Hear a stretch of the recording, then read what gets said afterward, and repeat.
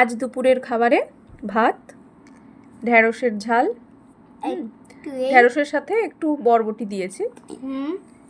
এদিকে আছে উচ্ছে ভাজা, এদিকে আছে কাঁকরোল আলু মাখা, এখানে একটু লেবু, এখানে মাছের ঝাল, এখানে আলু আর এখানে আলু কুমড়ো এই সমস্ত কিছুর ঘন্ট টাইপ চচ্চড়ি। হ্যাঁ, আর এখানে আছে আলু আর কাঁকরোল। না মা, এটা হচ্ছে কচু দিয়ে আলু দিয়ে মাছের ঝোল।